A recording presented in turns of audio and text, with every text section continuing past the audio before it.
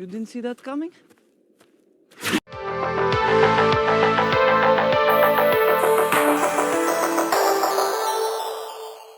It's no big secret that superhero movies have seen better days. Most of the superhero movies that have been released in the last few years have been disappointments, if not outright bombs. And I'm sure Hollywood is watching each new release closely to see which movie will be able to turn things around and make superheroes successful again. Sadly, Madam Web isn't going to be that movie. Hello, everyone. Welcome back to Classic Comics. This is my review of Madam Web. Fair warning, there will be spoilers in this video. When Madam Web was first announced, you can imagine my reaction.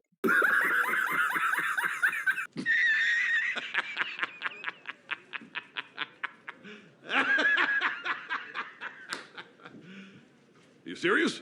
My guess was that nobody wanted this, and if the initial box office projections are any indication, nobody is pretty much on target. Madam Web is an obscure supporting character in a few Spider-Man stories. She's not a character that can carry a film. Say what now? What now? But Sony didn't let that stop them from trying. Madam Web isn't the Cats of superhero films like some are saying, but the Gilmore Girls of superhero films feels more accurate. The production feels very much like something made for the CW, right down to the trite dialogue, thin characterization, and lame, unthreatening villain. Madam Web begins with the mother of the title character in the Amazon jungle, heavily pregnant and nearly at term. Freaking brilliant, right? She's looking for some rare breed of spider whose venom gives people spider-like powers. Super strength, heightened speed and agility, wall crawling, all that. Spider-Man's powers, in other words. But these spiders aren't radioactive, they just give you powers naturally. This seems like an odd evolutionary adaptation. You bite your prey and you make your prey stronger? How does that make sense? I don't know. It's a mystery. Doesn't seem like that would help when hunting or as a defense mechanism. She's also looking for Las Arañas, a tribe of people with spider powers who live in the jungle. A man named Ezekiel is assisting her, but when they find the rare spider she's seeking, he turns on her, shooting her and taking the spider for himself. The spider tribe finds her and then they take her to a cave where she is bitten by one of the rare spiders and then gives birth before dying.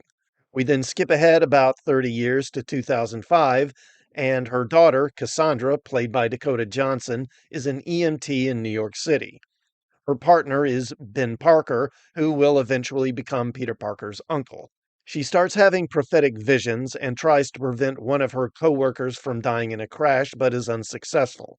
Meanwhile, Ezekiel has become wealthy and still has the spider, which has given him spider-like powers.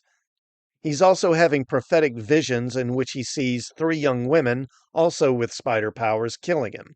In these visions, the spider is also stolen from him. He's determined to find these 3 young women and kill them before they kill him.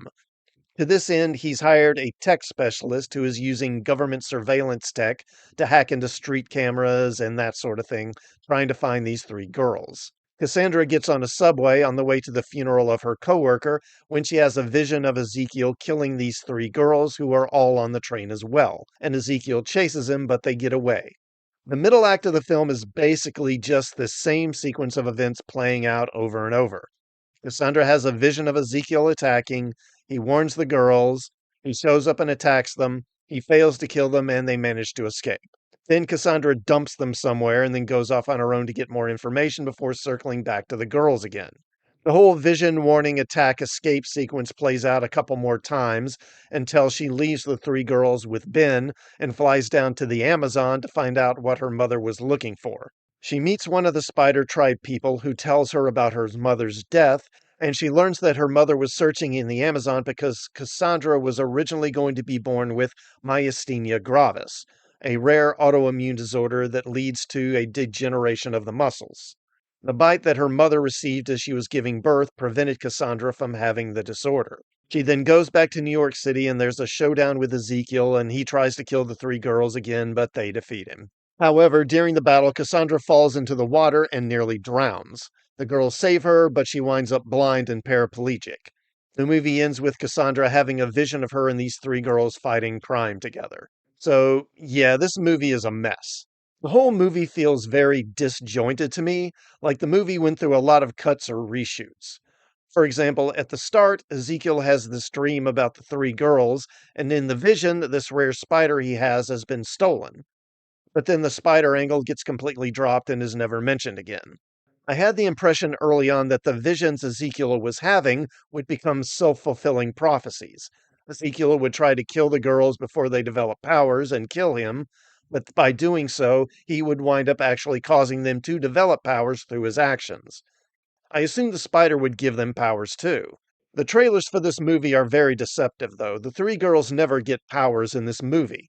The only time the three girls are shown wearing costumes is in Ezekiel's visions, where they kill him, and in Cassandra's vision at the end of the movie.